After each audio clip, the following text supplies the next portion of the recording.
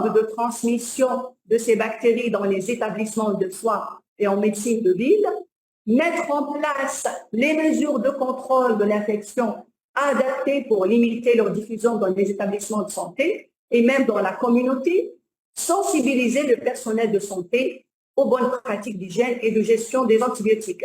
Et quand on parle du personnel de santé, bien sûr, le personnel de santé médical et paramédical.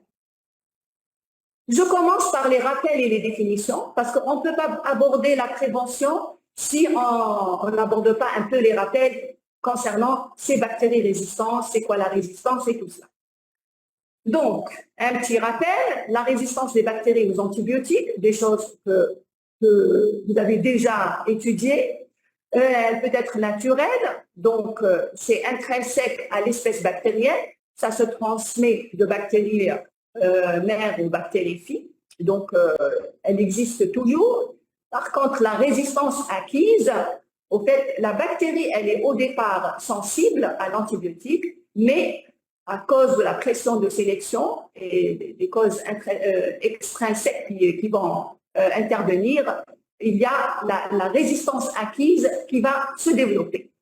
Et c'est celle-là qui nous intéresse et c'est celle-là qui pose problème et elle évolue de manière vraiment constante et alarmante. Je passe, ça se peut. Un petit rappel, les mécanismes de résistance aux antibiotiques, il faut savoir qu'il y en a 4 principaux mécanismes. Soit la bactérie, elle va devenir imperméable, donc sa paroi, elle va empêcher l'antibiotique de pénétrer sa paroi parce qu'elle va devenir imperméable. L'exemple, par exemple, les pneumocoques, les entérocoques. Soit elle va résister par un mécanisme d'efflux. L'efflux, c'est quoi? L'antibiotique, il peut rentrer dans la bactérie, mais la bactérie, elle développe un système de pompe qui va expulser l'antibiotique en dehors de la bactérie. Le troisième exemple, c'est le Pseudomonas, il y a d'autres bactéries.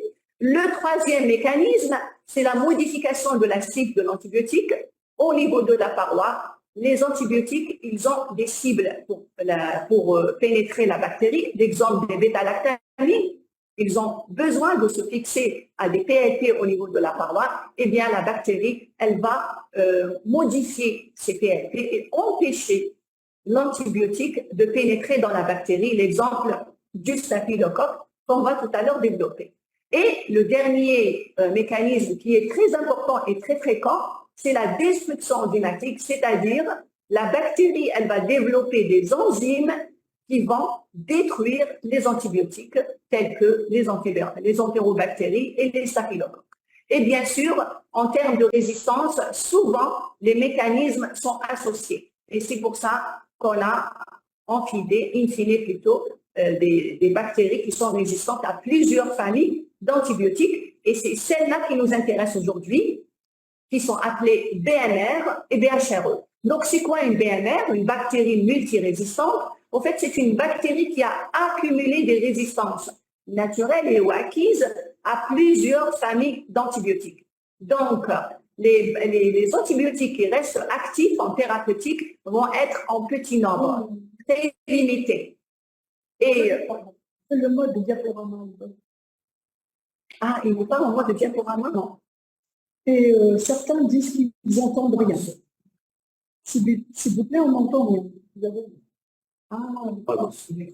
Il est partagé, le micro est partagé. Allez, continuez. Il est bon.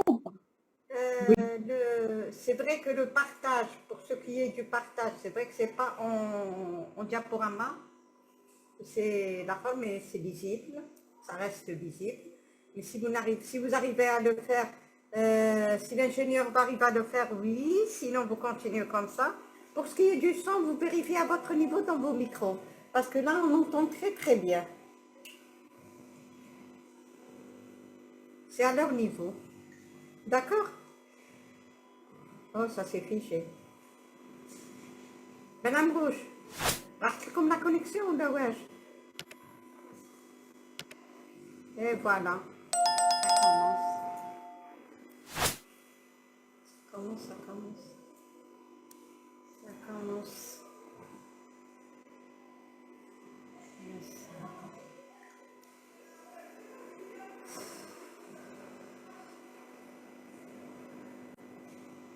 Désolée, c'est la connexion, la règle.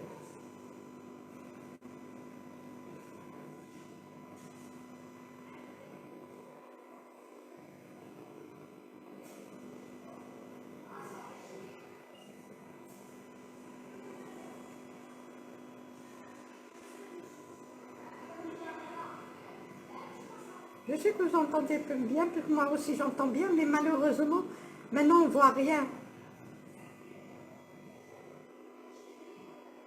Avec c'est stressant, c'est vraiment stressant cette histoire.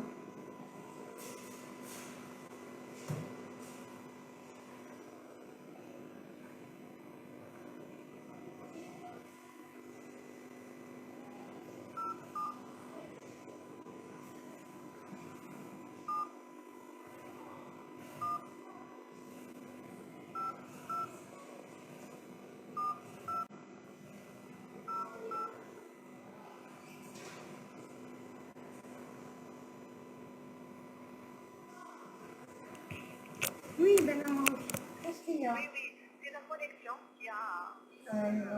Voilà, donc ils sont en train d'essayer de la... Pourquoi ils ont dédié la connexion à ce stade? Et Ils doivent la dire. Non, non, pas le haja. Non, non, pas le haja. Pour l'informaticien les aider à regarder la salle. Rire la salle. Parce que là, ils sont en train de reprendre leur activité et possible que le personnel l'utilise. Nous avons les fréquences. d'accord, je vous remercie.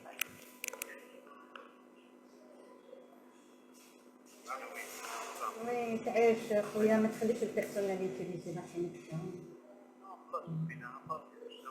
يعطيك الصحة. Merci beaucoup. Essayez de reprendre de temps en temps. Ça va, ما ولاتش.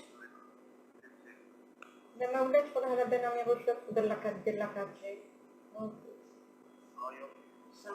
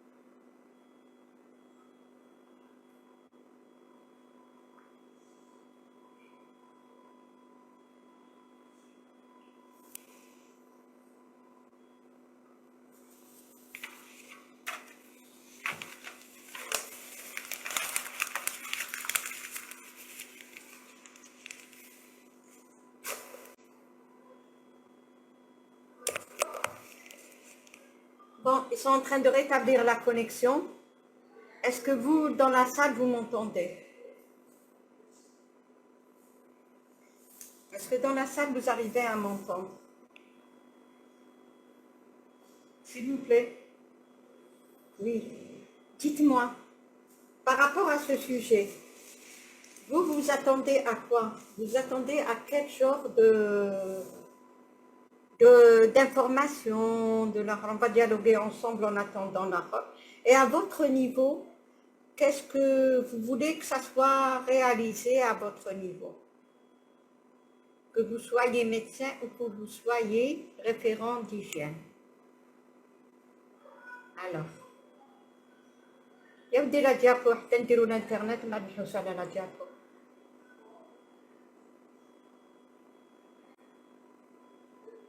je sais que vous m'entendez, mais j'aimerais bien partager avec vous votre point de vue, votre façon de, votre appréciation de cette formation, même si elle n'est pas encore réalisée, le titre déjà, et qu'est-ce que vous attendez de cette formation? Ah voilà, aïe, alhamdulillah.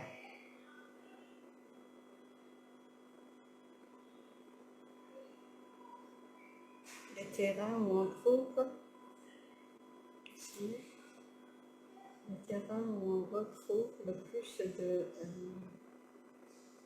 Eh bien, les grandes villes, je pense que c'est une bonne question. Une bonne question. Alors, Ami Rouge, le micro. Active le son. Madame Rouge, active le son. يبدأ درت لك تعيطي لي. Oui. On peut pas dire ça. C'est bon, c'est bon, c'est bon. C'est bon. Ok, très bien. Ok, merci. D'accord.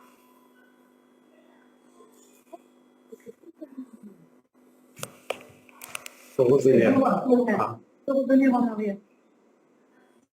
Alors, Ah oui.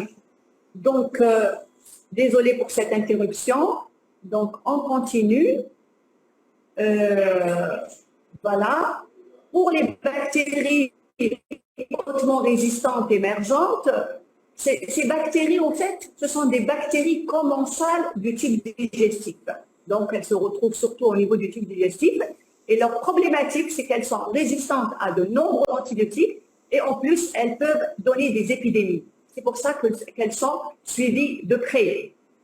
Savoir, ces bactéries multirésistantes, la plupart du temps, elles sont d'origine nosocomiale. Mais, ce qu'il faut savoir aussi, et ça est très important, elles peuvent être d'origine communautaire, comme des entérobactéries productrices de bêta-lactamase à spectre étendu, comme les staphylocoques résistants à l'oxacilline. Ça marche pas. Ah, voilà, d'accord. Voilà. Donc, on va juste, parce que sur le plan de la résistance, pour ces bactéries multirésistantes, les principales qui sont surveillées, il faut savoir qu'il y a le Staphylococcus aureus qui est résistant à la méticilline, c'est-à-dire à l'oxacilline. Les entérobactéries qui sont productrices de bêta-lactamase à spectre étendu, c'est-à-dire elles sont résistantes aux céphalosporines de troisième génération. Le Pseudomonas aeruginosa qui est résistant à la ceftazidime, qui est une céphalosporine de troisième génération, active normalement sur les Pseudomonas. L'acinetobacter baumannii qui est résistant à l'imipenem. Côté BHRE, ces deux groupes de bactéries, ce sont les entérobactéries productrices de carbapénémase, c'est-à-dire elles vont être résistantes au carbapénème, exemple imipenem, utilisé en thérapeutique, l'entérocoque résistant à la vancomycine, qui est aussi surtout l'entérocoque Tecium. Ce sont les deux groupes qui sont suivis en termes de BHRE. Voilà, bon, je passe. Un rappel rapide sur les fréquences de ces infections à BMR, BHRE en Algérie. Donc, on va voir un petit peu quelques graphes. Concernant le SARM, c'est-à-dire les SARM résistants à l'oxacilline, vous voyez que c'est en évolution constante. Et si on retient la fréquence de 2022, on est à plus de 40%, qui est une fréquence justement très élevée. Concernant les entérobactéries productrices de BLSE, c'est-à-dire résistantes aux céphalosporines de troisième génération, on est à 23% en 2022. Là, je passe. Pour l'acinetobacter baumannii résistant à l'imipenem, vous voyez que les chiffres sont très, très alarmants. Ça, en 2022, on est à 85%. Ça aussi, je passe. Pour les entérobactéries productrices de carbapénémase, c'est-à-dire résistantes, comme je l'ai déjà dit, au carbapénème, dont l'imipenem, l'aptapénem ou méropenem, vous voyez en 2022 Vous voyez leur émergence, comment elles évoluent doucement, mais sûrement. On était en 2018 à 1,93% et on est en 2022 à 6,5%. Et on termine avec les entérocoques résistants à la vancomycine en Algérie. On a atteint presque, en 2022, presque 10%. Et je laisse la parole à ma collègue Dr Ferrad pour vous continuer la suite de la présentation. Je profite juste pour vous dire, si vous avez des questions, n'hésitez pas à les inscrire. Avant de continuer, Oui. juste une précision. Il y a quelques petites constatations. Il y a une personne qui vous dit cette formation est destinée aussi aux pneumologues et aux RN. Oui, elle est destinée à tout prescripteur. Oui, Mais oui. dans ce cas, on va les réanimateurs. On a commencé par les médecins généralistes, mais bien sûr, c'est une formation. On ne peut pas s'arrêter à une seule formation. Ce travail, c'est un travail de terrain et c'est vraiment dans la continuité. On a commencé par les médecins généralistes et bien sûr, les spécialistes, ils sont concernés. Et je pense qu'il y aura bien sûr d'autres formations qui vont suivre, certainement. Il y a une qui vous demande de remettre les chiffres sur le que j'ai raté. Justement, je vais aller rapidement. Voilà, les entérocoques résistants à la vancomycine, comme j'ai dit, c'est presque 10%. Si on revient en arrière, les entérobactéries résistantes au carbapénème, c'est 6,5%. L'acinetobacter baumannii résistant à l'imipénème, c'est vraiment des chiffres très très élevés, 85%. Et c'est des chiffres nationaux qui sont collectés à travers le réseau de surveillance de la résistance bactérienne aux antibiotiques qui regroupe pratiquement 30 laboratoires. Pour les entérobactéries productrices de BLSE résistantes au céphalosporine de troisième génération, c'est 23%. Et pour les staphylocoques aureus résistants à l'oxacilline, l'éthicilline ou l'oxacilline, c'est la même chose, ils ont dépassé les 40%. C'est des chiffres vraiment alarmants. D'accord. Est-ce qu'on peut continuer, Dr Bougal? Ce n'est qu'on ne revient pas en arrière. Oui. Quels sont les terrains où on trouve le plus de RMB?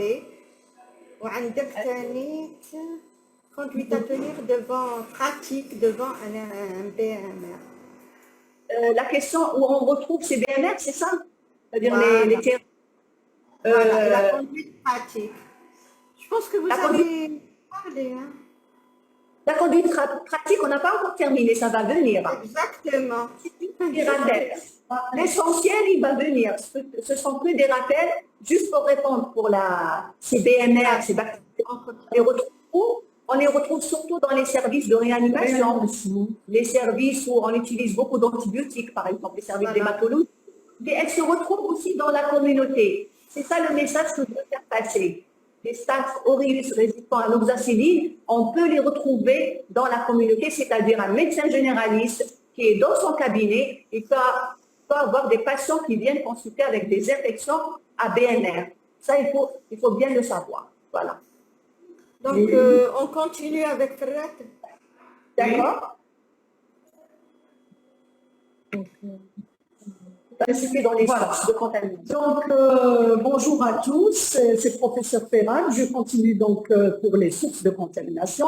Donc, la contamination va se faire surtout, comme on l'a dit, par la flore du patient, du personnel soignant, par les visiteurs aussi. Donc, c'est en majorité par les mains du personnel, surtout par le personnel soignant médical, paramédical, par le portage d'illicite, la plupart sont aussi maniportés, et donc on insistera tout à l'heure sur l'hygiène. Et donc, ça peut être, le matériel peut être une source de contamination par les endoscopes, les instruments chirurgicaux, les champs opératoires, et comme on peut avoir, comme l'environnement aussi peut être une source de contamination, le sol, les surfaces, etc. Donc, pour les modes de transmission de ces micro-organismes, donc pour les EBNSE, c'est-à-dire les entérobactéries bêta-lactamases. Oui, j'y reviens. Donc, pour les entérobactéries productrices de EBNSE et les entérobactéries productrices de carbapénémase, comme elles sont en portage digestif, eh bien, on imagine que la transmission à les croisés, elle est manuportée. Pour le Staph aureus résistant à la multicilline, il est au niveau de la peau. Aussi, la transmission croisée, elle est facile en manuportée. Pour ce qui est de l'Acinetobacter baumannii résistant à l'imipénème et le Pseudomonas résistant au ceftazidime, comme c'est des BGN de l'environnement hospitalier, eh ben, ils sont surtout, la source est surtout la contamination de l'environnement. Et donc, les facteurs de risque d'acquisition de CBMR, c'est-à-dire ce qui va faciliter l'acquisition de CBMR, eh bien sûr, c'est l'âge.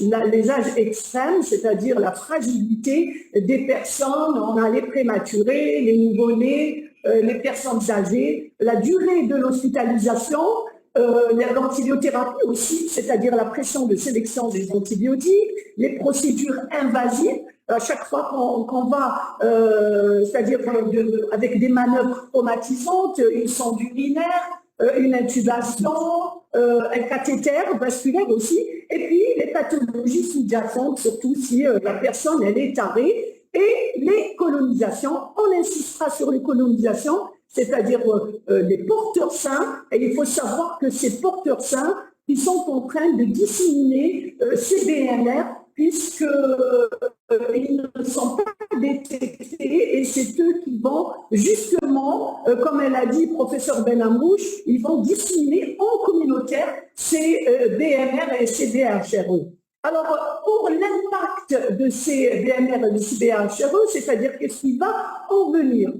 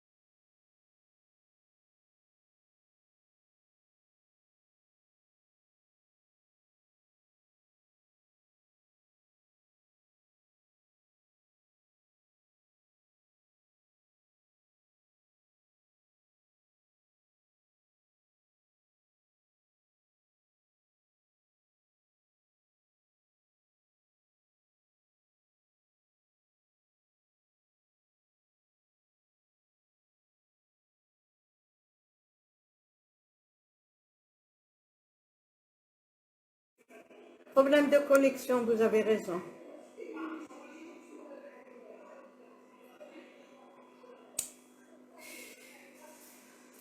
Oui, Benamou. On n'a pas la main, on n'a pas la main pour le sang, pour activer le Il sang. faudrait d'abord que vous ayez la connexion. Si, elle est revenue, la connexion, mais on n'a pas de... on n'a Là, pas la le main l'écran, pour il le est sang. vide. Il n'y a pas de partage. c'est vrai, c'est parti Et encore. autre chose, et il y a autre chose. Vous n'êtes pas en plein écran. Il a mis en plein écran. Ah, parce qu'on ne lit Bon, pas maintenant, bien. là, أسني نعاود نعطيك la main, oui, voilà, c'est l'essentiel. voilà. Ok, هيا. Et là c'est en plein écran, hein, chez nous. Hein. Voilà, دوكا اللي جات. Ouais. Voilà. Même le D'accord, micro, ok. دوكا. Ok, ça va. Ok. Merci, ça. Là, on lit mieux. Ok. D'accord, très bien. Donc, une des conséquences que l'on redoute, c'est bien la morbidité et la surmortalité surtout qui est une conséquence au retard à l'instauration d'un traitement efficace puisqu'on est devant de véritables impasses thérapeutiques. Et puis, ces BMR et ces BHRE, il faut le dire, coûtent pour la société, c'est-à-dire ils ont un impact socio-économique, puisque la durée de séjour d'hospitalisation, les mesures d'isolement et les examens complémentaires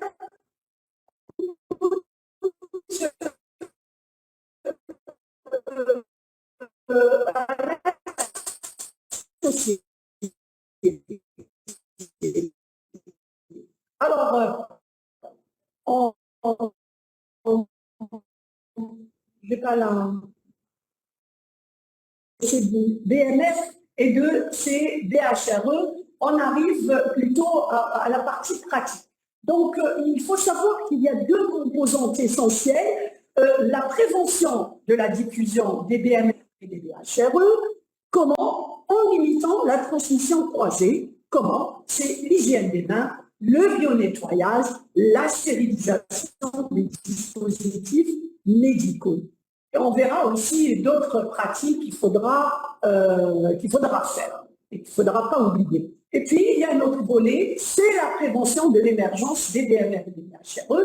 Comment? En réduisant la pression de sélection des antibiotiques, c'est-à-dire la rationalisation des antibiotiques. Alors, tout d'abord, il faudra respecter les règles d'hygiène. Les précautions standards, c'est l'hygiène des mains, le port des gants, le port de tablier, le port de tablier de protection, gestion des excréta, et nous avons aussi le respect des règles d'hygiène complémentaires, c'est les précautions complémentaires.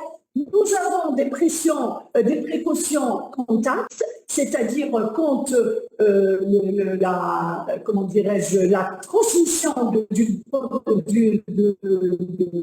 la infectieuse se fait par contact, par exemple, comme c'est le cas des BMR, et par exemple, si on a une maladie comme par exemple le germe et Clostridium difficile, qui sont transmis par contact, qu'est-ce qu'il faudra faire? Il faudra avoir de surblouses dédiées à un matériel propre, et il faudra aussi insister sur le lavage des mains, et le lavage des mains est renforcé par les solutions hydroalcooliques. Maintenant, si c'est les précautions gouttelettes, c'est-à-dire que l'agent infectieux, il est transmis par les gouttelettes, c'est-à-dire par la toux, par l'éternuement, par la parole, et bien dans ce cas-là, il faudra se munir de masques chirurgicaux. D'accord, ce sera la première chose à faire quand par exemple quand on est en face d'une méningite bactérienne, quand on est en face d'une maladie qui est transmise par les gouttelettes. Et donc, les précautions R, ça sera pour les gouttelettes, il faudra non seulement isoler le malade, il faudra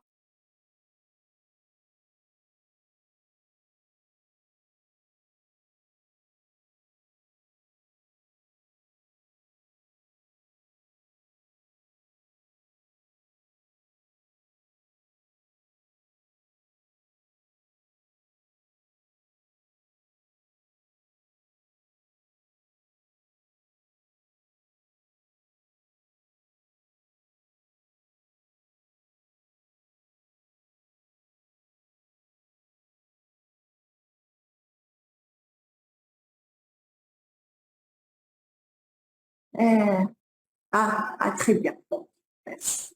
Comment revenir en arrière? Oui. Ok, d'accord. Voilà, on continue, c'est accessible. Mais on n'arrive pas à revenir en arrière. Non. Et je suis en train d'appuyer sur la... Non, parce qu'on n'a pas la main. On n'a pas la main. On s'excuse, s'il vous plaît, on n'a pas la main. C'est revenu, mais on n'arrive pas à avancer les choses. Ah, regardez ça. Je ne savais pas comment utiliser le micro. Ah, on prend un moment, oui. C'est pour faire Revenez passer, en arrière.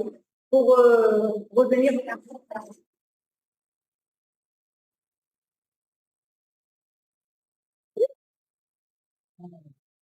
L'extension qu'a mentionné Je Adrien. vous propose en attendant de répondre à quelques questions.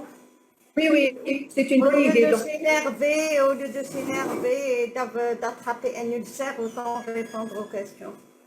Au moins, on essaie de faire quelque chose de pratique. j'ai vu des questions intéressantes. Ah, ça, non. Ah, attendez. Ah. واحدة فيكم ماشي في Bon, Eh, c'est bon, Anna c'est bon. Giordano. Ça y est, ça y est, c'est bon. Là, c'est- Oui. On D'accord. continue ou on... C'est comme vous voulez. On continue, on reprend les questions. Mélanie. Alors, nous avons aussi le respect des règles d'hygiène concernant les BHRE. Alors, pour les BHRE, Il n'y a pas de partage. Il n'y a pas de partage. Pourtant, ça apparaît sur l'écran. Ah, il y a- Il n'y a pas de partage. C'est pour ça que je vous dis, j'ai parlé de répondre aux questions parce que j'ai rien vu sur l'écran. oui. Bon, s'il y a des questions, on peut répondre en attendant. Oui. Oui. Alors, on pratique comment? Allez, voilà. Allez, Kajat. Ah, d'accord. Ok. D'accord. Je continue.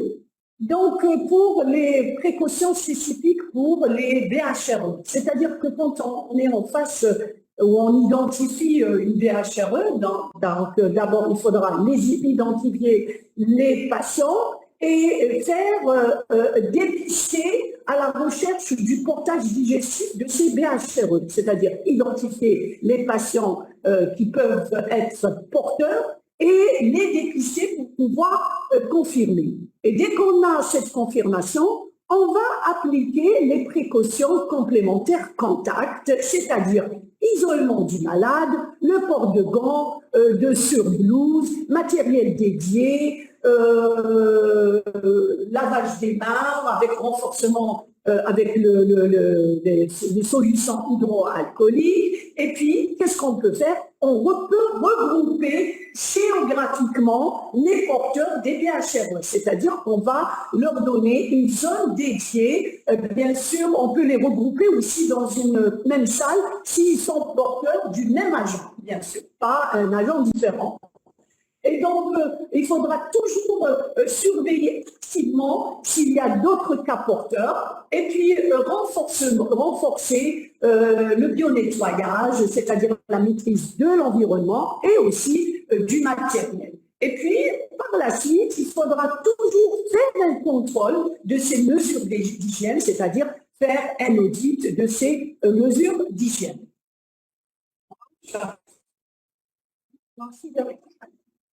Voilà. Alors,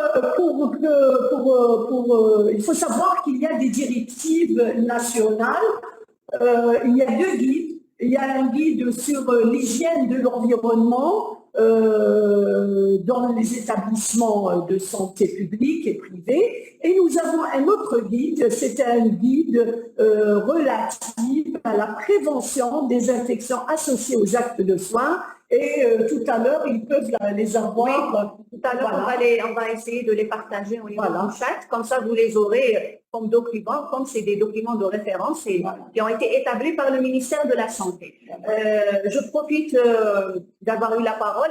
Il y a un autre guide qu'on va aussi partager, qui a été fait avec le ministère de la Santé en collaboration avec le ministère de l'Environnement. C'est la gestion des déchets d'activité de soins qui est aussi important. Donc, c'est très important de les avoir et de les parcourir pour savoir un petit peu comment faire face justement à tous ces problèmes. Donc, pour un autre volet, à côté de l'hygiène, bien sûr, du renforcement de l'hygiène, il y a des règles du bon usage des antibiotiques. Et donc, il faudra à chaque fois, devant une infection bactérienne documentée ou probable, préconiser des antibiotiques qui ont... Non, j'ai fait exprès, pardon, je passe du coca. Donc, pardon. Où est-ce que je suis? Voilà. À chaque fois qu'on est de préférence, il vaut mieux, c'est-à-dire commencer le traitement une fois que l'infection est documentée. Mais si on est dans un cas urgent, on peut toujours entamer un traitement probabiliste. Alors, il faudra savoir que ça c'est nouveau, il faudra toujours préférer les antibiotiques qui ont le moins d'impact sur la flore commensale et ça sur le microbiote, et ça c'est très important. Il faudra respecter les posologies et les modes d'administration des antibiotiques et comment dire, il faudra éviter de donner au maximum une antibiothérapie à large spectre et privilégier les monothérapies à chaque fois que c'est possible, bien sûr. Et donner le dosage, il est responsable de la sélection des souches résistantes. Et bien sûr, il ne faut pas surdoser, puisque tout antibiotique est un médicament qui peut être toxique. Et donc, limiter aussi la durée du traitement. Si on va plus de 7 jours, il faudra que ça soit fondé et il faudra justifier cette prolongation au-delà de 7 jours. Et il faut toujours réévaluer le traitement au bout de 24 heures à 72 heures après le début du traitement. On ne sait jamais, il y aura peut-être un mécanisme qui surgit au cours du traitement par la pression de sélection des antibiotiques. Alors, il faudra aussi, à côté de l'hygiène, de la rationalisation des antibiotiques, éduquer et sensibiliser le personnel médical. Donc, il faudra toujours former en permanence et pour avoir de bonnes pratiques de prévention, former tout le personnel médical et même le personnel paramédical par rapport à la gestion de ces BMR et de ces DHRE. Il faudra participer à des séminaires, à des formations organisées et bien sûr se tenir informé, être dans l'actualité des nouveaux protocoles qui sont actualisés en permanence pour la gestion de ces infections. Alors, les patients aussi, il faudra les éduquer, il faudra les parler au début de leur hospitalisation par le personnel médical ou paramédical, pourquoi pas, et les sensibiliser par rapport à la non-observance des médicaments, parce que ça se voit surtout chez les personnes âgées qui banalisent le traitement, expliquer les dangers de l'automédication, les sensibiliser par rapport au respect de doses, au respect de la durée. Un bon antibiotique doit être donné à la bonne dose, au bon moment et à la bonne durée. Et promouvoir la vaccination. Ça, c'est un volet très, très important. Encourager la vaccination, comme la vaccination antigrippale et antipneumococcique. Pourquoi? Pour réduire justement les infections évitables par justement les vaccins. Et je passe la parole encore une fois à ma collègue professeur Benamouche. Docteur Gougain, vous voulez qu'on traite les questions avant de passer à cette partie? Docteur Gougain? Docteur Gougain? Déconnecté? Déconnecté bien. Bon, c'est pas grave, je vais continuer avec cette partie, on verra les questions. Ce qui est dommage, est-ce que les parfums, les déodorants, ainsi que les antiseptiques et les produits cosmétiques peuvent donner des BMR? Donner des BMR? Non, ce pas des antibiotiques. Non. Ce ne sont pas des antibiotiques. Non. Revenez s'il vous plaît à la question, s'il vous plaît, monsieur. Elle dit les parfums, les déodorants. Les antiseptiques et les produits cosmétiques peuvent donner des BMR. Ce ne sont pas des antibiotiques, Non, donc non. ils ne vont pas. Non. Voilà. Peut-être non. Il faut noter de pouvoir. Pas aux dames, parce qu'il y a des On voit rien. Il y a certains qui disent qu'ils ne voient rien. C'est nouveau. EPH regain. Alors, la communication, qu'est-ce qu'ils disent de la variabilité glycémique? En PDF, s'il vous plaît. Donc, c'est à la fin. Comment faire le dépistage chez tous les patients avec Ouais, on va voir. On va arriver à cette partie. On va Comment arriver. faire par le... mesure. Je pense qu'on va continuer, après on verra les questions. On a des exemples. Voilà. Et c'est l'informer. Je pense qu'il faut mieux aller vers les questions. D'accord. Continuer dans la gestion d'épidémie. Comme ça, peut-être qu'il y aura d'autres questions qui seront... On va se donner un petit quart d'heure pour les questions. Pas de souci, donc on va entendre les... Trouve peut-être la connexion. Oui, docteur Gougan, vous allez... laquelle des questions? Est-ce que vous voyez les questions? Est-ce que vous les voyez? Voilà. Oh. On les voit. Mais on ne sait pas si on a raté des questions, on ne sait pas. Avec toutes les questions. Attendez. On a répondu. En pratique, on décidait qu'une bactérie dire que c'est une BMR ou une BHR, je n'ai pas mes lunettes, à partir de l'antibiogramme.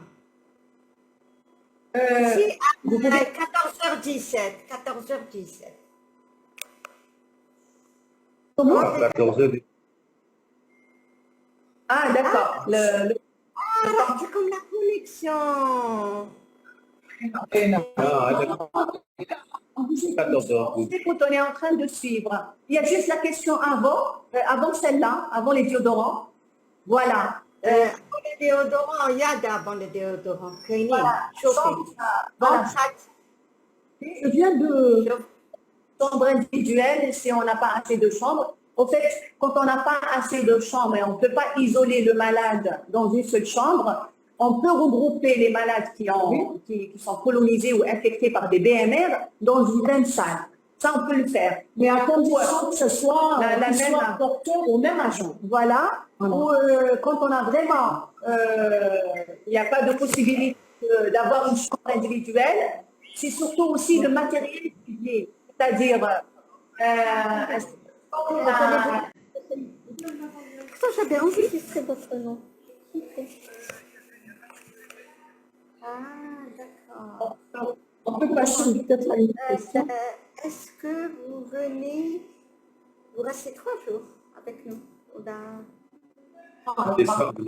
Celle-là, on a répondu. Le 22, 23, 24. هي نورمالمون في السن ولكن كاينه هذه الشهر واحد ما تقدروش ah, Ça arrive le 22. Est-ce que vous entendez?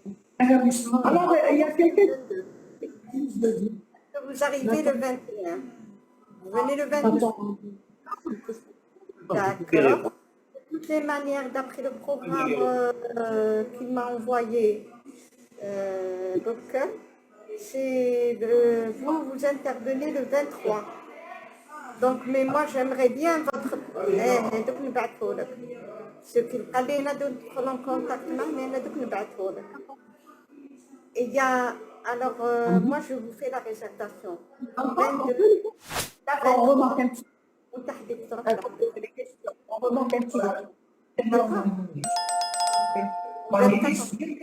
Sélectionner les questions. Donc, je vous fais la réservation dans ce sens.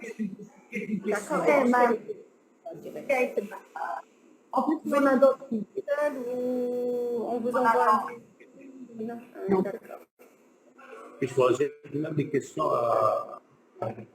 Vous n'allez pas répondre à ces questions.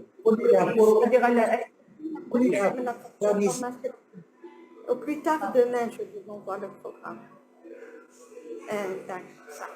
Ça. Merci beaucoup, ça.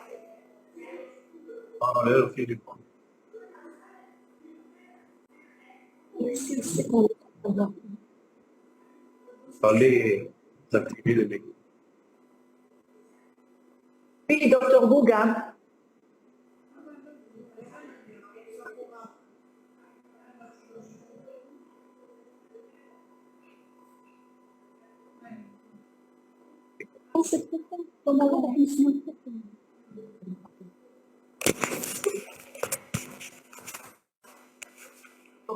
Docteur Bouga.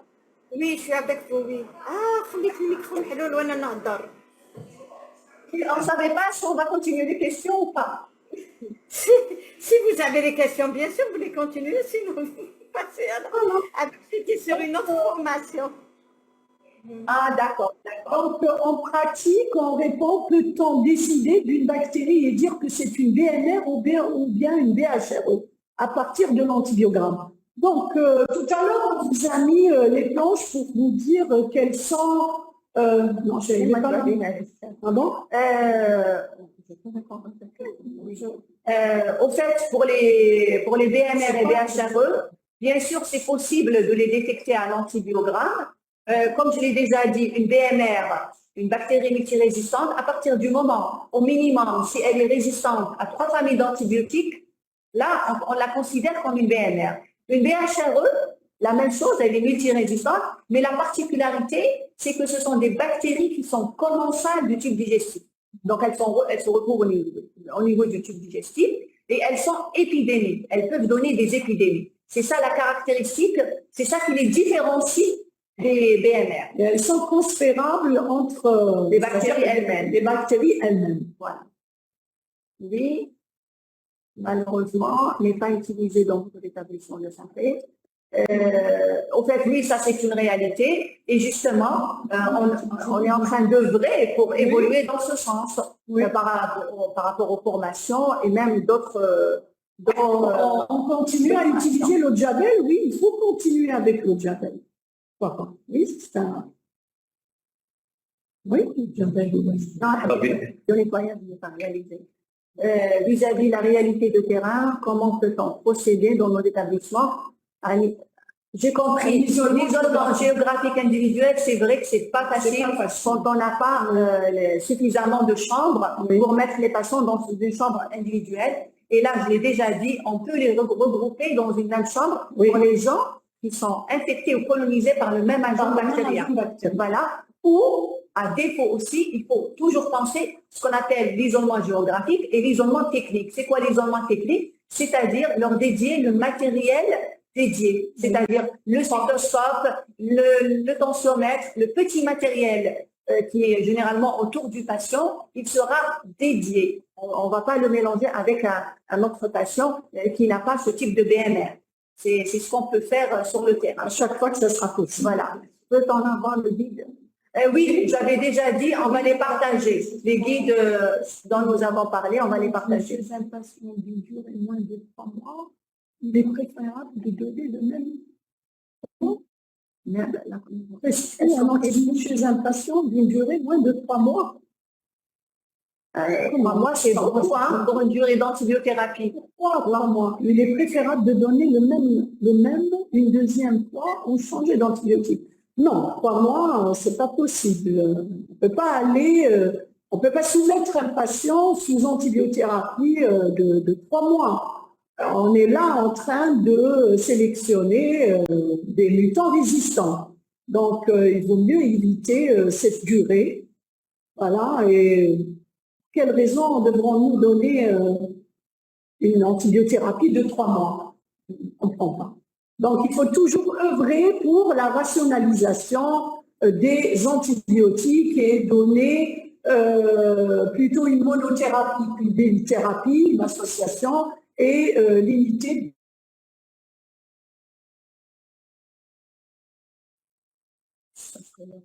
Cette unité est déjà une unité bizarre.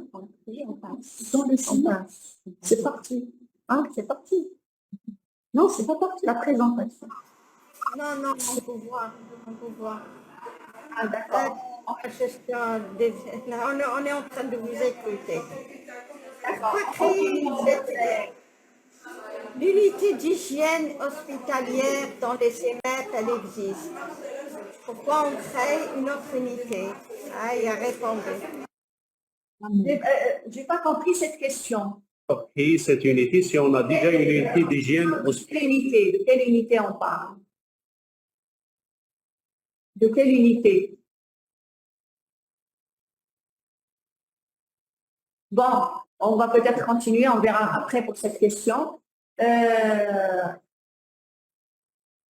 Bon, pour les praticiens ne sont pas informés régulièrement des résistances antibiotiques, on va vous transmettre aussi le lien. Je vous invite à visiter tout simplement le site du réseau national algérien de la résistance bactérienne aux antibiotiques. Il y a un site et vous avez en ligne de manière gratuite les rapports sont téléchargeables. Chaque année, il y a un rapport d'évaluation et vous avez toutes les résistances. Il y a le plan, il y a le plan national. Il y est.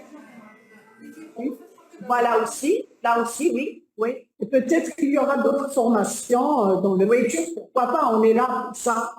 Voilà. Ah oui, la question, l'unité de contrôle des infections. C'est vrai que ça, c'est tout récent. C'est vrai que ça a été, il y a eu cette unité, en fait, elle ne va pas remplacer l'unité d'hygiène qui se trouve dans le CEMEC, qui a ses propres missions. Cette unité qui a été créée justement pour renforcer ce contrôle des infections associées aux soins et qu'il y aura du personnel dédié qui fera un travail bien précis, avec des tâches bien précises pour justement prendre en charge ce problème d'infection associée aux soins. Parce que, et qui va travailler avec tous les services, pas uniquement avec le CEMEP. Et normalement, cette unité, elle ne va pas entraver les missions de l'unité d'hygiène qui se retrouve au niveau du CEMEP. Au contraire, elle va renforcer la prévention de ces infections parce qu'il y aura des gens qui seront sur le terrain et qui vont travailler avec les différents services de l'hôpital. Donc, il y aura des référents d'hygiène, il y aura des épidémiologistes, il y aura des cliniciens. Donc, de toute façon, c'est tout récent. Donc, on verra bien au niveau de l'application comment ça va se passer. Oui. Merci. Quelle est la durée entre un antibiotique et un autre? Si chef du premier, et si on peut prescrire un antibiotique de la même famille, il est préférable de choisir. Il vaut mieux se fier à l'antibiogramme. Il vaut mieux qu'elle soit documentée, cette infection, et de 48 heures, je pense. Oui, en bout de 48 heures, surtout s'il y a urgence, on n'attend pas. Hein, s'il y a le pronostic vital qui est mis en jeu, ça dépend de l'urgence. Et on n'attend pas, on entame notre antibiotique, mais cette fois-ci, un antibiotique ciblé documenté par un antibiogramme. Voilà. Oui, ça peut il peut être de la même famille, oui, pourquoi pas, mais sensible, c'est-à-dire active sur la bactérie responsable de l'infection. Alors, le rôle de stérilisation en périodique au niveau des services. Bon, je sais pas, j'ai pas compris la question. Est-ce qu'on veut dire stérilisation, le bio-nettoyage? Le bio-nettoyage, bien sûr, c'est important. Parce qu'on n'est pas dans un environnement stérile, et s'il y a du nettoyage, bien sûr, qui doit être régulier, parce que justement, pour détruire toutes ces bactéries résistantes qui se retrouvent dans les services. Vous savez, un hôpital ou un service, ce n'est pas une enceinte close, c'est du va-et-vient tout le temps. Il y a des patients, il y a des patients qui viennent d'autres services, d'autres hôpitaux, il y a le personnel soignant, et il y a les visiteurs. C'est quelque chose qui est tout le temps en mouvement. Donc, c'est très important, cette désinfection périodique. Elle est très, très importante. En cas de DHRE, il faut savoir que le bio-nettoyage doit être quotidien et non pas périodique. Au niveau des services, au niveau du service concerné. Oui, et quand il y a un service à haut risque, Il doit être pluriquotidien, c'est-à-dire plusieurs fois par jour. C'est-à-dire si on prend un bloc opératoire ou un service de réanimation, une seule fois par jour ne suffit pas. On donne la dose antibiotique, dose adulte. Ah non, chez l'enfant, on ne doit pas donner, même s'il pèse 60 kilos, on doit donner la posologie adéquate à un enfant. Un enfant, ça reste de moins de 16 ans, reste un enfant, quel que soit son poids. On ne doit pas dépasser la posologie. Jamais, jamais. C'est généralement 50 à 100 mg kilo-jour pour un enfant. Donc, il faudra toujours insister et non pas surdoser un enfant. Ça peut avoir des conséquences graves et même une toxicité. Non, il faut... et ça, c'est bien sûr, on a des pédiatres et qui veillent sur ça. Voilà. Notre question, il faut réactiver les unités de prévention au niveau des EPH ainsi que les cellules d'hygiène hospitalière.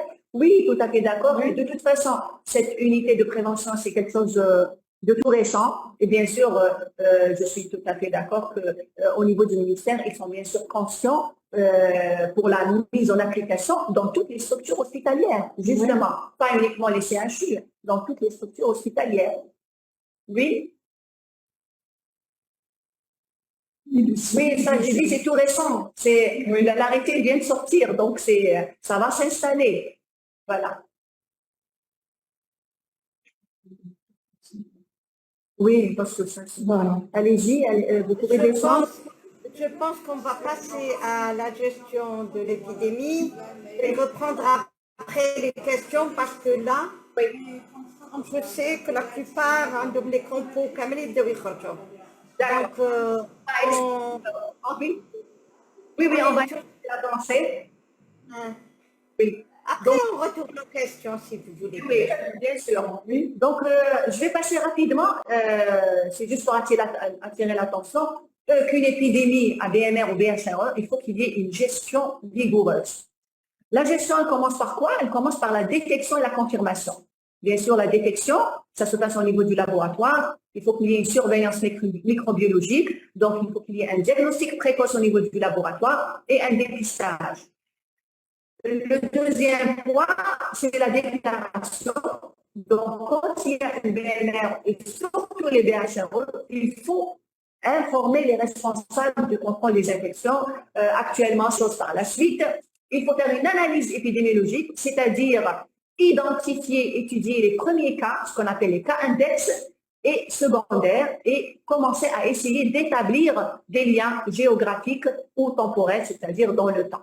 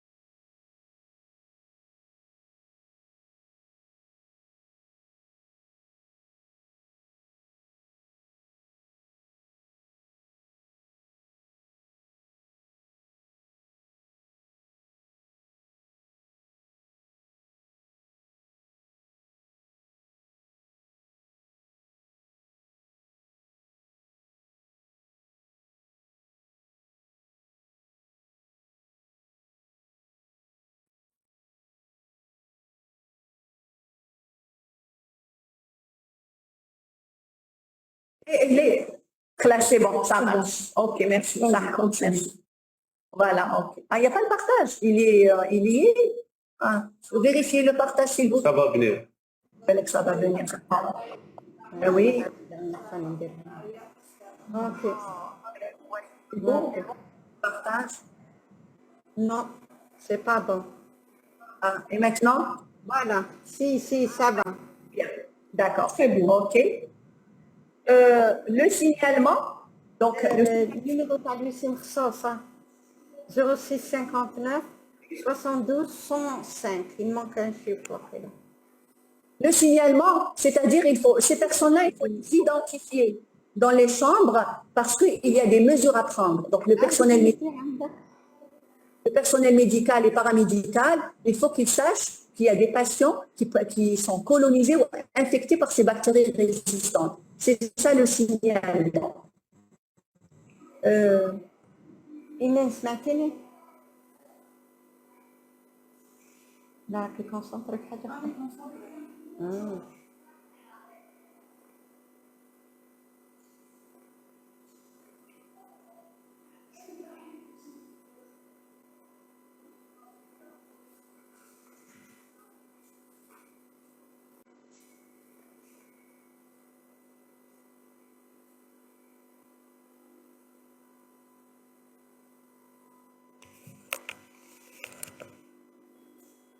On a perdu le son.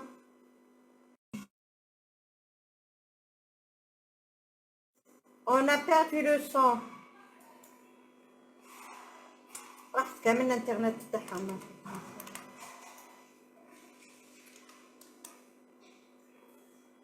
Activez le son.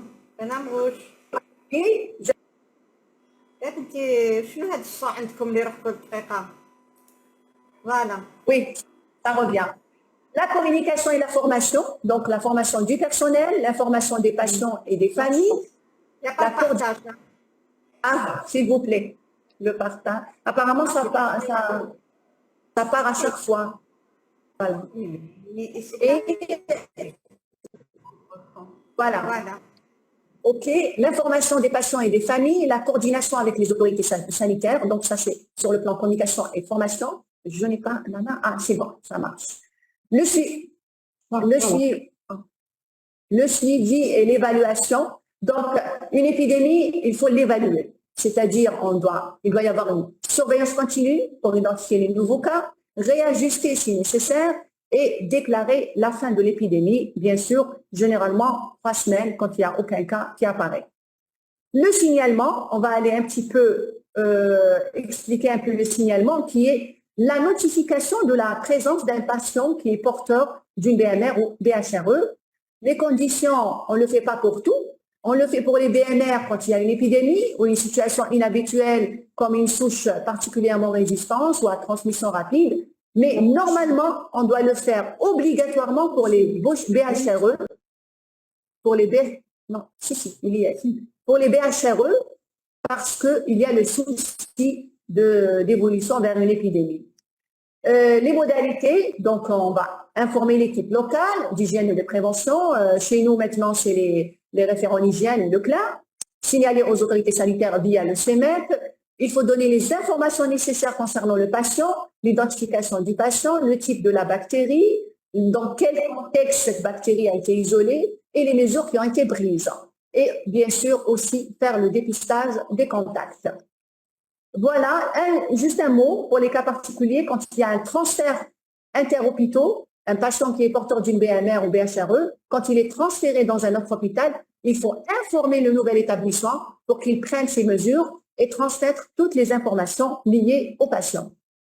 Je passe la parole au Dr Ferrad concernant la surveillance de BMR, BHRE et on va continuer avec des exercices qui ont été préparés, des cas cliniques, et là, on pourra les discuter ensemble. Et normalement, on arrive à la fin. Pour la surveillance, donc là, on vient au médecin généraliste. C'est-à-dire que le médecin généraliste, c'est le premier qui va être face à ces BMR, BHRE dans la communauté et c'est lui qui va jouer un rôle clé dans la transmission à la direction de l'établissement et aux autorités sanitaires.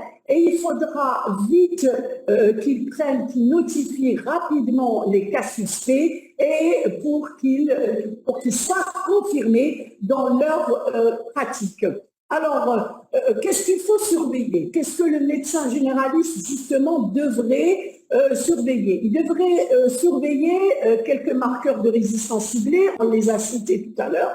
C'est les SARM, les bactéries à bêta-lactamase spectre élargi, les Acinetobacter baumannii résistants à l'olipénène, le Pseudomonas résistant à la ceftazidine, les entérobactéries productrices de carbapénémase et les l'entérocoque faecium résistant à la vancomycine. C'est-à-dire qu'à chaque fois qu'il aura un résultat de la part des microbiologistes, de la part du laboratoire, il faudra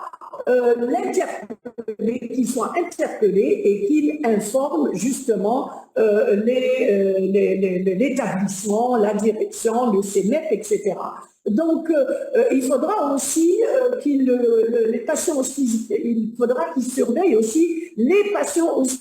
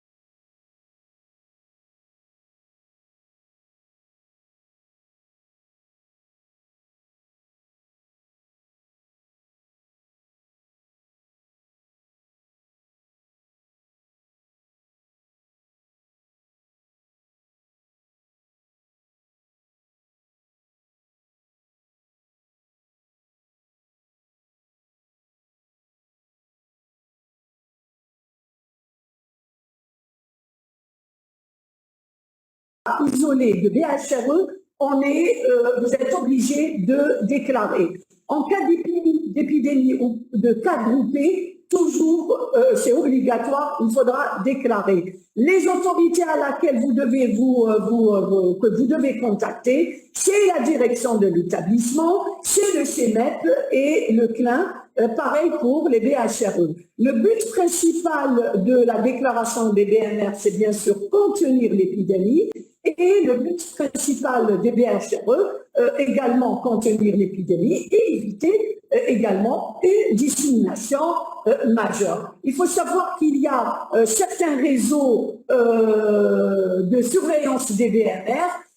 Leur but, c'est de limiter l'émergence et la diffusion des BMR. Nous avons un réseau américain, nous avons un réseau européen et un réseau algérien, c'est l'ARN. Voilà la photo en bas. Et donc, pour conclusion, on doit dire que la maîtrise de la diffusion des BNR et des BHRE nécessite une coopération étroite entre cliniciens, hygiénistes et microbiologistes et l'ensemble de l'équipe soignante, que ce soit médicale et paramédicale, et on vous remercie. Si normalement on a prévu des cas cliniques, je pense qu'on devrait passer directement avant que, maintenant qu'on a la connexion, on profite. Voilà. Un peu. S'il vous plaît, vous pouvez partager les... Oui, s'il vous plaît. Vous pouvez partager les BDS. Oui, le deuxième. S'il vous plaît. Les cas cliniques, s'il vous plaît. Le deuxième fichier. Comment? Avant que... On est connecté, monsieur? Vous êtes connecté, vous êtes en train de faire vite, c'est vrai, il y a un problème de connexion, même un rappelé. On est bien connecté. Il y a les cas cliniques, voilà les cas cliniques. D'abord, les documents, on va les injecter sur le chat. Voilà, vous pouvez le faire. Et on va passer au cas clinique. Passez aux cas cliniques. Avec les cas cliniques, vous répondrez aux questions. Par exemple, je donne un exemple plus simple, juste pour vous. Avec le sang, il est mauvais. Donc, نحن هاد الأطلاق هذه. D'abord, la présentation. Il faut arrêter le partage pour passer à notre partage. Oui. Donc, enlevez ce partage. Ouais.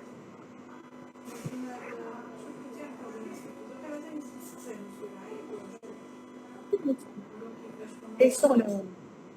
Arrêtez pas. Elle s'appelle cas clinique. Vous revenez à la présentation, cas clinique. نحي هدية نحو هاد لا بلاك carrément. Et l'ancienne, on va mettre la nouvelle. Voilà. Et maintenant, vous passez au cas clinique. Voilà. La clinique quand même. Oui, on est Recording déjà in progress. En bas, vous voyez? Voilà. Non, c'est pas Non, celle-là. non, c'est pas celle-là. Elle était ouverte tout à l'heure, cas clinique. C'est Hadik, non. Travail en présentation. Elle était sur le bureau, non? Vous les avez ouverts les deux.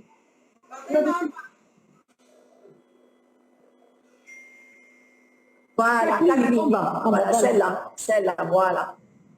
Partage. Voilà. S'il vous Voilà, plaît, on a le partage, mais vous le mettez en plein c'est pour pas en la- plein écran. Voilà, vous pouvez la mettre. Voilà, qui met tout à l'heure comme l'autre, grand écran, s'il vous plaît. Tout à l'heure, vous l'avez. Voilà, celle-là. Et c'est celle-là qui descend. Ça. Mode présentateur. Voilà. Donc, très bien. Voilà. Ça va? C'est bon, donc Allez, défilez. Voilà. on commence par le premier cas clinique. Si vous avez des questions, on va peut-être y répondre, c'est-à-dire en parcourant ces cas cliniques. Voilà, c'est une dame âgée de 66 ans qui est hospitalisée pour une septicémie. Elle présente un diabète mal contrôlé, c'est-à-dire déséquilibré, et une récente hospitalisation pour une infection urinaire à Klebsiella pneumoniae. Alors, qu'est-ce qu'il faut faire? Il faudra dépister, et là, c'est le cas, les hémocultures confirment la présence de Klebsiella pneumoniae, productrice de carbapénémase, une KPC. Alors, quelles sont les mesures de prévention à prendre et quel est votre plan après la sortie de la malade? C'est-à-dire, quelle est la conduite à tenir face à cette BHR? Donc, je n'ai pas la main.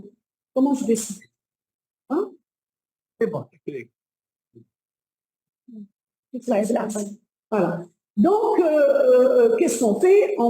On prend les mesures de prévention, les mesures de prévention contact, de précaution contact, donc la mise en place immédiat de l'isolement contact dans une chambre individuelle, le port de gants, le port de blouse pour tout le personnel ou les visiteurs entrant dans la chambre. On utilise un matériel médical dédié, c'est ce que répétait professeur Benamrouche. Si on n'arrive pas à trouver, c'est-à-dire si on n'est pas en mesure d'isoler le malade dans une chambre individuelle, on peut lui dédier au moins un matériel propre à lui. Et donc, on va bien sûr renforcer les mesures d'hygiène des mains avec des solutions hydroalcooliques. Alors, à la sortie, la deuxième question, c'était quel est votre plan après la sortie de la malade? Alors, informer, il faudra nettoyer après la sortie, il faudra renforcer un nettoyage de la chambre avec des désinfectants efficaces contre les DHRE et puis informer le personnel des établissements voisins ou bien informer le personnel interservice au moins. Donc, la conclusion et la moralité, si vous voulez, de ce cas clinique, c'est d'identifier précocement les DHRE pour pouvoir isoler le malade, éviter la transmission nosocomiale et bien sûr l'intérêt de communiquer interservices ou inter-établissements pour éviter justement la propagation de ces DHRE. Pour un deuxième cas clinique, c'est un monsieur de 45 ans qui est admis pour une pneumonie communautaire. Une antibiothérapie empirique par céphalosporine troisième génération et macrolide est instaurée. Après 48 heures, les résultats microbiologiques montrent une infection à streptocoque pneumonie sensible à la pénicilline. Et donc, quel est votre plan par rapport à la réduction de la pression de sélection des BMR? Et donc là, on voit qu'il n'est pas sous monothérapie, qu'il est sous une bithérapie, association, et on voit bien qu'elle est à large spectre, et on a dit que l'antibiothérapie à large spectre, elle favorise l'émergence des mutants résistants. Et pourquoi? Pourtant, le malade, il a une infection communautaire, c'est-à-dire un pneumocoque sensible qui n'est pas résistant. Et donc, qu'est-ce qu'il faut faire? Il faudra arrêter les céphalosporines et passer tout simplement au pénicilline, puisqu'il s'agit d'une infection communautaire on est en face d'un pneumocoque sensible à la pénicilline, et ajuster le traitement, comme c'est recommandé pour les infections communautaires, à 7 jours. Et puis, il faudra sensibiliser les cliniciens. Vous, les médecins généralistes, vous êtes face à ce cas clinique. Vous dites, si toutefois le malade est dans un autre service, vous l'interpellez et vous leur dites, voilà, les résultats me sont revenus, c'est un pneumocoque sensible, revenez, c'est-à-dire faites une désescalade thérapeutique et il faudra les sensibiliser à l'utilisation des antibiotiques ciblés et donc pour éviter justement la pression de sélection des antibiotiques. Voilà. Maintenant, vous êtes en face d'une femme qui a 62 ans qui est admise pour une chirurgie programmée. Par exemple, là, le but du deuxième cas, c'est bien sûr la rationalisation des antibiotiques, je ne l'ai pas dit. Donc, pour ce troisième cas, c'est un monsieur de 62 ans qui est admis pour une chirurgie programmée, prothèse de la hanche. Et donc, qu'est-ce qu'il faut faire? Il faudra toujours dépister, demander, vous êtes en face de lui, vous êtes généraliste, il vous vient, et au niveau des urgences. Et qu'est-ce que vous faites? Vous demandez à ce qu'il y ait un dépistage préopératoire. Et justement, ce dépistage préopératoire vous a révélé une colonisation par un Staph aureus, c'est-à-dire un SARS résistant à la méticilline. Alors, quelles sont les mesures préopératoires à prendre? Y a-t-il des mesures à prendre en post-opératoire? Alors, il faudra, bien sûr, avant toute chirurgie, décoloniser, il est colonisé par un SARS, il faudra décoloniser le patient avec, comment on va voir le mode de décolonisation, par une mupyrocine nasale et des bains antiseptiques à la chlorhexidine. Donc, et on va revenir à cette slide. Donc, comment qu'on fait le mode de décolonisation?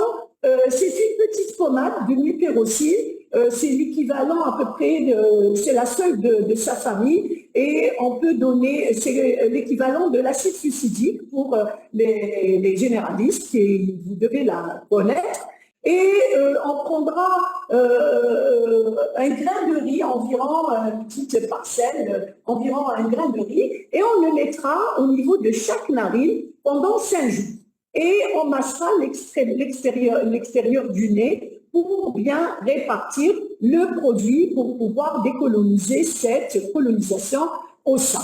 Et puis, il faudra donner des bains antiseptiques, par exemple préconiser des bains antiseptiques à la chlorhexidine. La chlorhexidine devrait être à 2% ou 4%, la concentration de 2 ou 4%. C'est un antiseptique très très efficace qui limite la colonisation, la transmission des germes pathogènes, notamment les BMR, et il faudra toujours l'avoir en tête, puisque c'est un antiseptique efficace contre les grammes plus et les grammes négatifs, beaucoup plus sur les grammes positifs. Par exemple, tous les staphylocoques sensibles et résistants, sur les EBLSE, sur les Acinetobacter baumannii, sur le Pseudomonas aeruginosa, qui sont les BGN de l'environnement hospitalier. Et donc, cette toilette devra se faire quotidiennement pendant 5 jours qui précèdent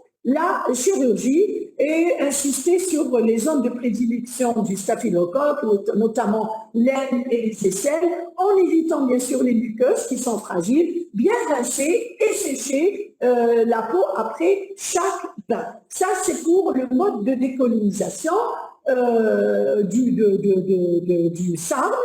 Et il faudra savoir qu'il faut toujours, au bloc opératoire, préconiser une antibioprophylaxie.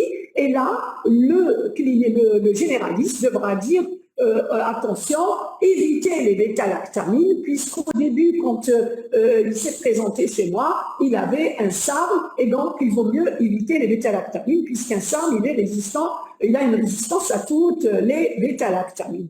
Et puis, en post-opératoire, il faudra faire une surveillance rapprochée des signes d'infection, c'est-à-dire que s'il y a une infection qui se déclare, isolement contact, comme on l'a fait, isoler le malade, c'est-à-dire les précautions contact, le port de blouse, de gants, hygiène des mains, matériel dédié, etc., comme on l'a répété. Donc voilà pour ce troisième cas clinique. Pour le quatrième, voilà, la moralité toujours, on insiste pour retenir une moralité de ce troisième cas, et bien toujours prévenir une colonisation par les BMR chez un patient avant une intervention chirurgicale, et bien sûr le surveiller en post-opératoire. C'est pas fini, le travail devrait continuer en cas d'infection déclarée. Pour le quatrième cas, c'est une dame de 75 ans qui est hospitalisée pour une fracture de la hanche et qui nécessite une intervention chirurgicale. Elle est diabétique, elle est immunodéprimée. Pourquoi? Parce qu'elle a reçu des corticoïdes de longue durée pour une BPCO, c'est-à-dire une bronchopneumopathie chronique obstructive.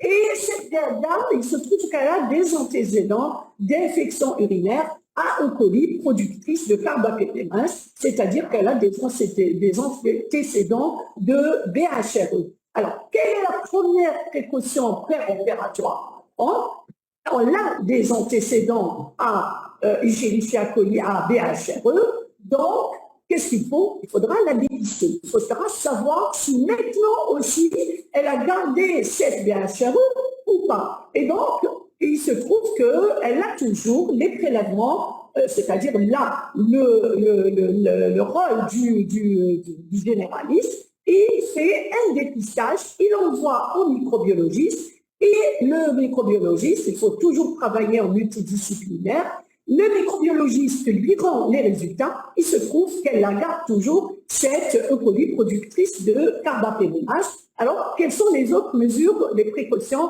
préopératoires à prendre? On les a assez répétées, donc toujours isolement contact dans une chambre individuelle, personnel, port de blouse, de gants, solution hydroalcoolique pour chaque intervention, ou si on n'arrive pas à l'isoler dans une chambre individuelle, au moins lui dédier un matériel, le stéthoscope, tout le matériel, un thermomètre, etc.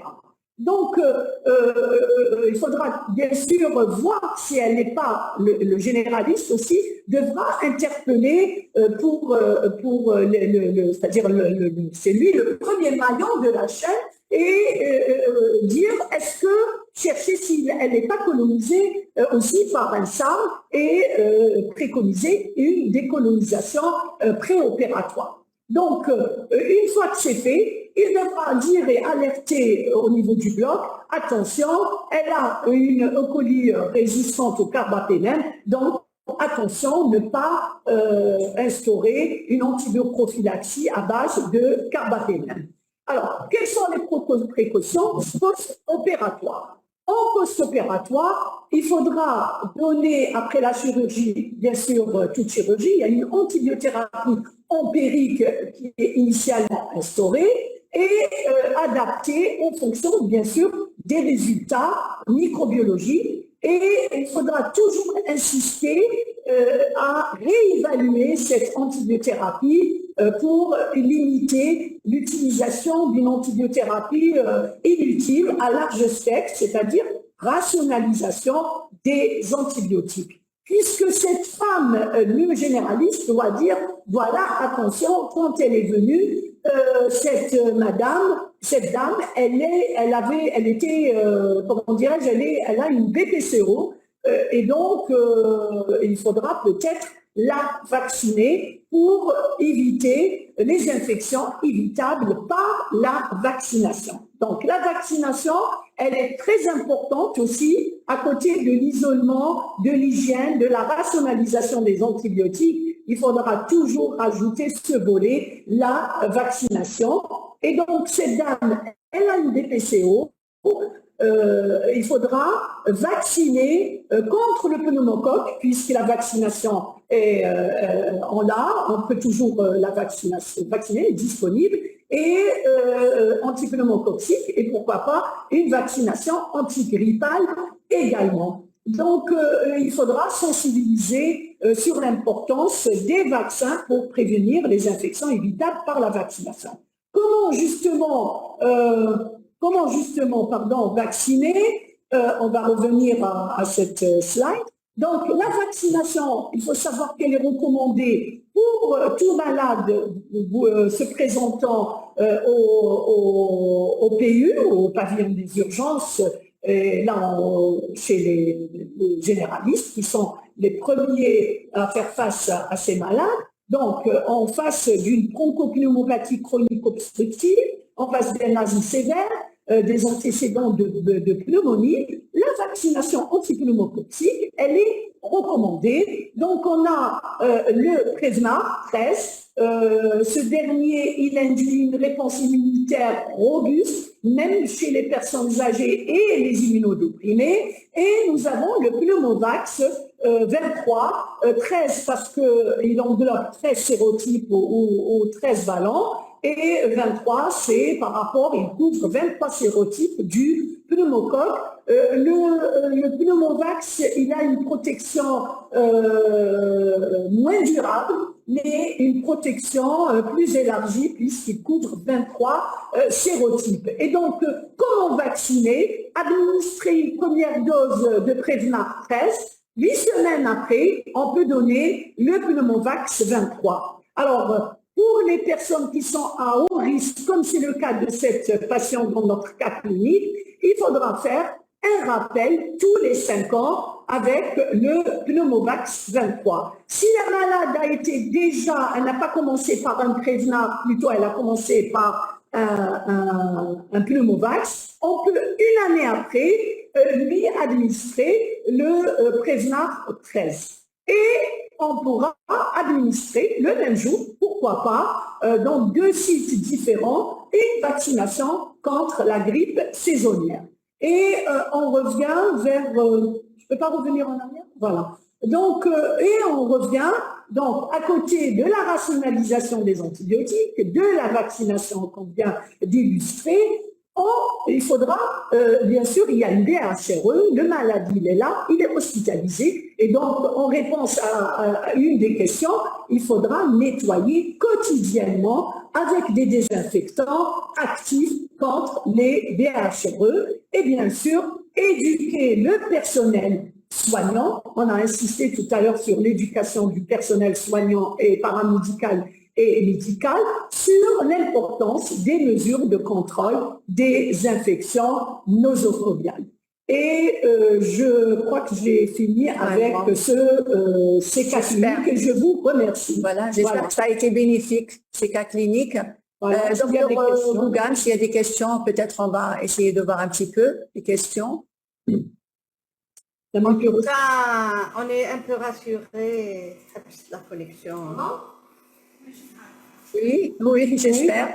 Mupirocine disponible en pharmacie. Ce que je peux vous dire, c'est qu'elle existe dans la nomenclature algérienne. Oui. Maintenant, je n'ai pas Avec, l'information si elle est disponible ou pas, mais elle existe dans la nomenclature algérienne des médicaments. Voilà, mais on peut toutefois la remplacer par l'acide sulfurique. Hein. C'est tout aussi bon.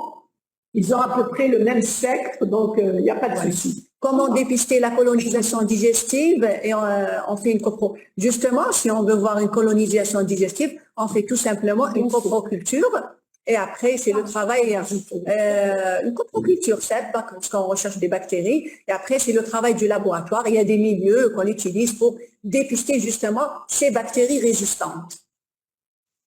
Je profite avant de continuer avec les questions. Les directives ont été envoyées sur le chat, donc vous pouvez les télécharger, d'accord? On continue avec les questions. Traitement par pénicilline, j'ai pas compris la question. Pour le pneumocoque, oui, s'il est sensible, en fait, On peut traiter, oui. Oui, Oui. oui. Chambre individuelle si disponible, oui, ça, on l'a vu, voilà. Est-ce que l'antibioprophylaxie d'une maladie participe à l'émergence de VMR et de...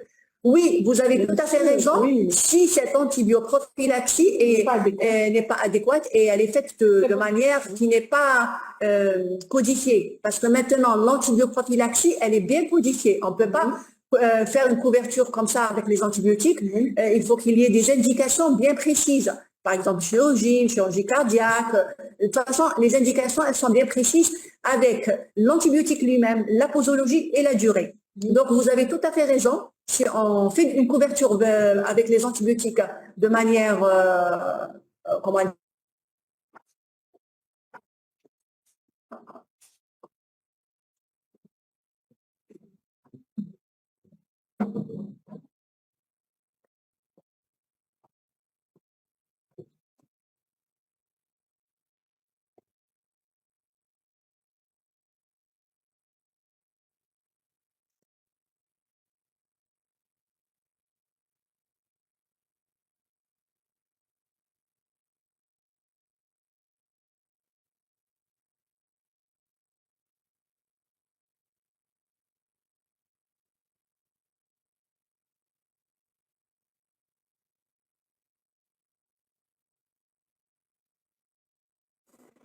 Bon, la connexion est partie.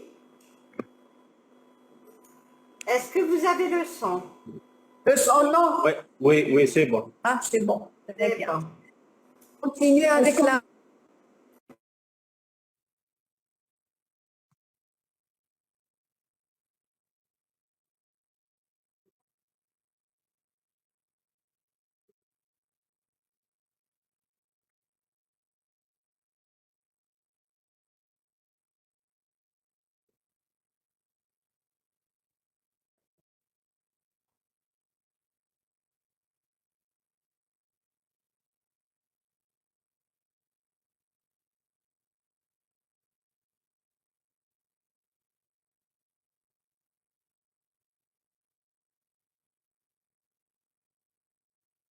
Carrément la connexion.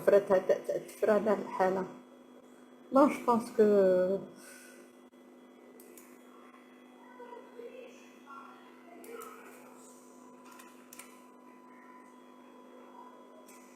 Madame Rouge le son. Activez votre son. C'est bon? Voilà. Oui. Il y a d'autres questions? Il n'y a plus de questions là, à l'internet. Ah oui. Donc, l'historique, C'est pas possible. je voulais juste attirer l'attention parce que j'ai vu une question tout à l'heure pour les médecins généralistes. Au fait, cette prévention et cette maîtrise de la diffusion des BMR et des BHRE, ce n'est pas le travail uniquement du médecin généraliste. Non. C'est un travail collectif. Tout le personnel soignant est concerné. C'est-à-dire, ce qu'il faut retenir, le médecin généraliste dans sa position, au niveau du diagnostic, au niveau du traitement, au niveau de la prévention, il faut qu'il sache les mesures essentielles à prendre. D'accord? C'est-à-dire, quand il fait du diagnostic, il reçoit un résultat du laboratoire. Quand il voit une BMR ou une BHRE, il faut qu'il soit alerté. Et qu'il faut qu'il sache les mesures par rapport au traitement, le bon usage des antibiotiques. C'est très important d'appliquer le bon usage. Et la prévention, c'est important de connaître les principales mesures à prendre. Donc, il n'est pas seul, le médecin généraliste. Il est avec toute l'équipe. Oui? Pour les autres questions?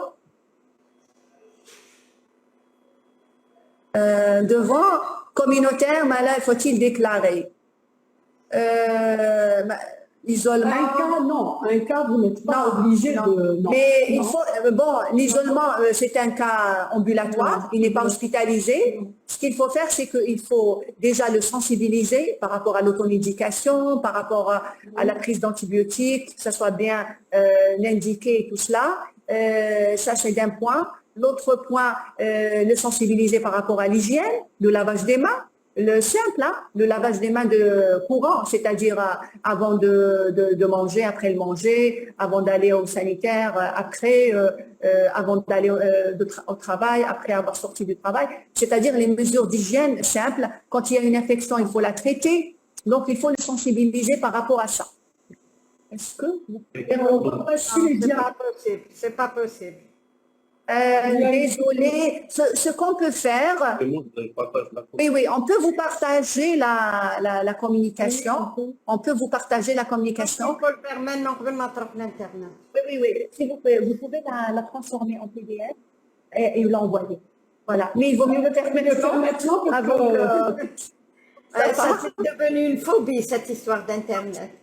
Absolument. Bon, je suis contente qu'on a pu quand même terminer cette formation et j'espère qu'elle a été bénéfique pour tous les participants. Il y aura une prochaine, Inch'Allah. Il y aura une prochaine, parce que c'est un sujet oui, elle est systématique. D'usage fréquent, Quels sont les tests diagnostiques?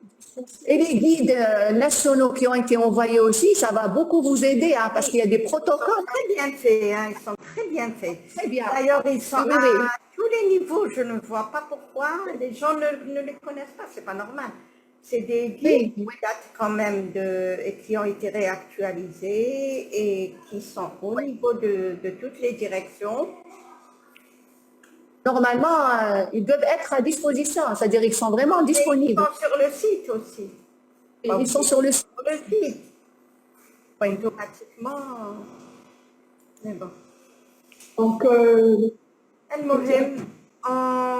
ils ne pourront pas télécharger on arrête la connexion normalement, mais sauf s'ils l'envoient.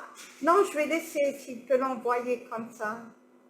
Voilà, donc il va envoyer la communication, au moins vous l'avez, et vous pouvez, en consultant les directives, ça va vous aider à retrouver toutes les notions qui ont été débattues, développées. Tout en espérant que cette présentation vous soit bénéfique. Voilà. Et puis, surtout, si nos médecins dans le futur soient beaucoup plus en alerte par rapport à ces BMR et ces BHRE, ça serait déjà... on a déjà fait un pas en avant. On peut dire qu'on a fait déjà un pas en avant. Vraiment. Donc, les identifier, les dépister et les déclarer. Ça, c'est très important. Les déclarer. Donc, vous êtes les premiers, les médecins généralistes, vous êtes les premiers, les premiers maillons de la chaîne et vous pouvez vous faire beaucoup à votre niveau déjà. Donc, si vous détectez et dépistez, alertez, c'est déjà gagné. Voilà. On vous remercie. Il n'y a plus de questions. Bon, juste... Il n'y a pas assez de médecins. C'est une autre formation. Ça va venir, hein. Ce genre de formation, c'est vraiment, il faut les répéter, les répéter, les répéter, hein. C'est pas une seule session. C'est bien enregistré, Madame Rouge. C'est bien enregistré. Oui. Et tu es 2025, Inch'Allah. Inch'Allah, oui, oui, oui, Inch'Allah. Inch'Allah. Oui, oui. La communication, on est en train d'essayer de la transformer en PDF pour vous l'envoyer. Bon courage. Oui. J'espère que la connexion Va pas sauter. elle va pas sauter. Vous avez le moyen de la transformer. Sinon, je vais transformer. Ah, vous avez le moyen. Possible. Et voilà, il y a Sinon, tu le fais tout de suite. l'aspect Stando. Voilà, il y a PDF. Vous mettez enregistré. Normalement, ça devrait sortir en format PDF. Les documents sont passés. Oui, c'est bon. Les documents sont passés, non, ils sont passés. Voilà. Je les ai vus. Parce que Je préfère regarder. déjà, avec ces guides, vous serez plus qu'informés. Voilà. عندك الميكرو بتاعك سهل. طيب تقدر موقف Bien sûr. Oui, parce que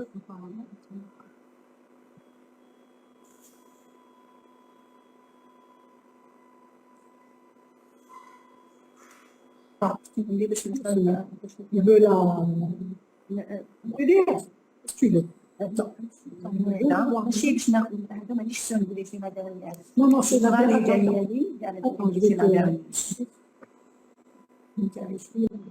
مدار te rédiger. Attends. Bon, Ben Ami Rouge, moi je vais bouger. Oui, Je reviens vers vous tout à l'heure pour arrêter la connexion. Je vous dis merci. d'accord. Merci, monsieur Laroum. Ok, madame. Merci, Ferhat, Diatek Saha. Et désolé pour la connexion, la Ghalb, hein, la Ghalb. Oui, oui. On est tous désolés. أنا في الدار ما عنديش وليدي ça fait 2 jours que je l'ai pas contacté. Il a fallu que j'aille la capter heureusement. Voilà. Donc, on va s'occuper de la présentation pour l'envoyer. Le temps que vous reveniez. Voilà. La variabilité glycémique, elle ne me l'a pas encore envoyé. Hein. Ah, J'ai d'accord. répondu à la question. Ok, D'accord. merci beaucoup, Sahito. Merci à tous.